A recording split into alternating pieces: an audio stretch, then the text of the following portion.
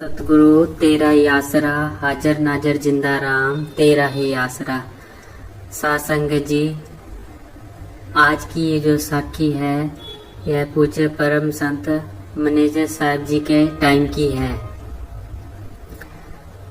राजेंद्र जी महात्मा जो आजकल कंदीली डेरा में रहते हैं, जो रावसर के पास है, तो वो एक बार अपने बचपन की बात बताते हैं कि मैं किस तरह पूज्य मैनेजर साहब से मिला और कैसे नाम रास्ता लिया और इस रूहानियत के बारे में कैसे मुझे पता लगा। वो बताने लगे कि मैं बचपन में मैं और मेरे दोस्त हम तो सिर्फ बकरियां गायें चराया करते थे खेतों में। तो एक बार रावसर के पास गांव में पूज्य मैनेजर साहब का सत्संग था और पूज्य मैनेजर साहब जी जब गांव सत्संग करने के लिए आने लगे तो साथ संगत खूब आगे नाच रही थी, ढोल बज रहे थे। और राजेंद्र महात्मा जी बताने लगे कि मैं बचपन में था, छोटा ही था, मैं और मेरा दोस्त वहाँ खेत में खड़े थे, दूर बकरियां चरा रहे थे। तो हम भी ऐसे देखने लगे दूर से भी ये सब लोग इस सरदार के आगे कैसे नाच रहे हैं। हम आपस में दोस्तों मजाक करने लगे। मुझे क्या पता था अभी खुद खुदा के आगे नाच रहे हैं। उस टाइम तो मुझे कुछ खबर नहीं थी, पर हमने वो मजाक में ले ली बात और हमने दोस्तन मुझे राजेंद्र महात्मा जी कहने लगे कि चलो अपने भी चलते हैं, देखते हैं क्या है। तो हम देखने चले गए।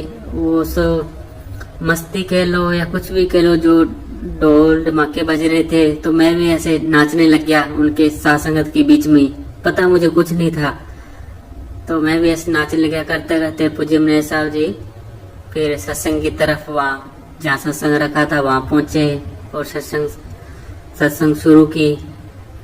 मैं भी बैठा रहा। मुझे समझ तो कुछ नहीं आ रही थी, पर थोड़ा थोड़ा समझ आ रहा था कि पूज्य मैनेजर साहब तारे से ये एक जो है मौका है यहाँ से निकलने का। ये जो मनुष्य जन्म आपको मिला है ये एक मौका है निकलने का।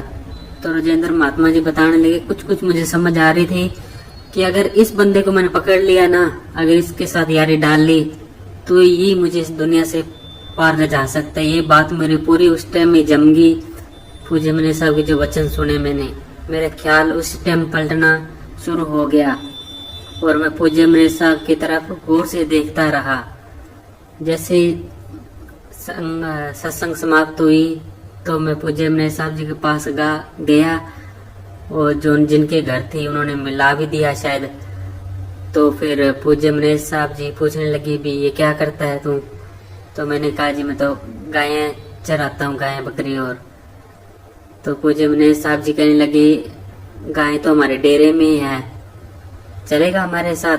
मुझे मन में सोचने लगा। राजेंद्र महात्मा जी कहने लगे, मेरे मन में विचार है कि मैं और क्या चाहता हूँ। मैं तो चाहता हूँ इनके साथ मेरी यारी पड़ जाए, बस यही है बंदा जो मुझे ले जा सकता है यहाँ से पार।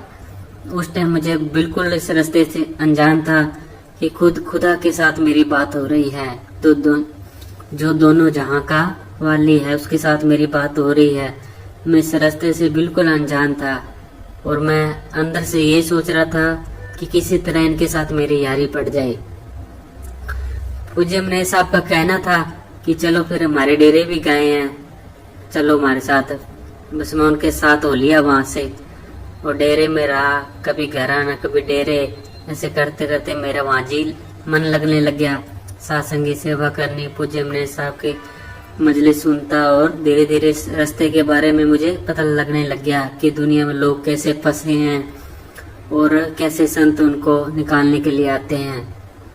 तो बहुत पछताया कि देखो भी कैसे हम अपना जीवन खराब कर रहे थे। तो ये तो सतगुरु की दया मेहर हुई है पूज्य मैनेजर साहब जी की, जो मुझे यहाँ निकाल के लेके आए हैं।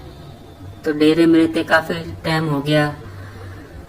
तो एक बार पूज्य मैनेजर साहब जी मुझे एक सत्संग की कैसेट दी और कहा कि जाओ अपने गांव में, रावसर के पास जो गांव था, जाओ अपने गांव में ये कैसे सत्संग सुनाओ, शायद कोई मान जे कोई साथ आ जाए डेरे तुम अपने। जाओ। तो मैं वहाँ से छुट्टी लेके पूज्य मैनेजर साहब जी की, उसमें भजन थे मीराबाई के, तो उस पे उन शब्दों पे पूज्य मैनेजर साहब जी ने सत्संग की। तो मैं अपने गांव आ गया। गांव आके फिर पुराना जमाना था, उस टाइम VCR चलते थे, तो मैं वो कैसेट लेके और वहाँ से लेके आया जनरेटर, VCR उधारा, वहाँ से किराए पर लेकर आए। फिर किराए पर लेकर, और पहले जमाने में ऐसे था, VCR लगता था तो सारे मोहल्ले के मोहल्ला इकट्ठा हो जाता था उनके घर, जिनके घर भी कोई फिल्म वगैरह चलती थी पुराने जमाने में, तो हम भी नहीं सत्संग चलानी थी। तो फिर वो ले आके सारा सेटअप लगाया और सत्संग चल पड़ी। और थोड़ी देर में पूज्य मैनेजर साहब सत्संग करने के लिए स्टेज पर आ गए। उस कैसेट में से दिखा रहे थे, हमारे मोहल्ले के गांव के लोग बहुत इकट्ठा हो गए, बूढ़े बूढ़े लोग सारे। तो सत्संग शुरू हो गया। कविराज जो शब्द बोलने लगे, तो मीराबाई के शब्द, बहुत शब्दों पर पूज्य मैनेजर साहब ने सत्संग की। तो वो जो लोग थे वो कहने लगे, ये शब्द तो बहुत अच्छा है थरा, ये रील में थर शब्द तो बहुत अच्छा, पर वो बूढ़ी कौन पार पड़न था बीच में, वो बोला बीच में बार बार। तो उनको बहुत हंसी आई। तो फिर वो एक एक करके सब उठ के वहां जाने लगे, कहते ये शब्द तो बहुत सुंदर है, पर ये वो बूढ़ी कौन पार पड़न था बीच में, वो बोला बार बार। तो फिर वो लेके अगले दिन यहाँ आ गए डेरे। तो पूज्य मैनेजर साहब जी उनसे पूछने लगे, सुना भी राजेंद्र कैसा रहा वहाँ पे, आए लोग सत्संग सुनी? तो फिर उन्होंने वो सेम बात उनको बताई। तो पूज्य मैनेजर साहब जी बहुत हंसे, कि दोबारा बता भाई। क्या भी वो इकट्ठे हुए सारे जब मैंने चलाई ये कैसेट आपकी सत्संग। तो मीराबाई के जब तक शब्द चलते रहे जब तक, तो वो कहते हैं हाँ ठीक है ठीक है। जब आप बोलने लगे उन शब्दों पर और बताने लगे कि कैसे मीराबाई ने सतगुरु को पाया, तो वो कहने लगे कि शब्द तो ठीक हो, बूढ़ी को पार पड़ंदा मारी। फिर वो ऐसे करते करते कि चले गए। फिर पूज्य मैनेजर साहब जी कहने लगे, देखो भी नसीबों की बात है सारी, क्या कर सकते हैं। चलो फिर जिधर महात्मा वहाँ रहते रहे और अपने सतगुरु से रोज वो मिलते वहाँ, और भजन सिम करते अपना टाइम उन्होंने निकाला।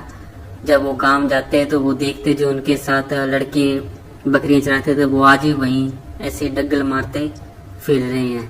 ये नसीबों की बात है। वाकई में पूज्य मैनेजर साहब जी सही कहते थे, धन धन सतगुरु तेरा ही आसरा, हाजर नाजर जिंदा राम तेरा ही आसरा।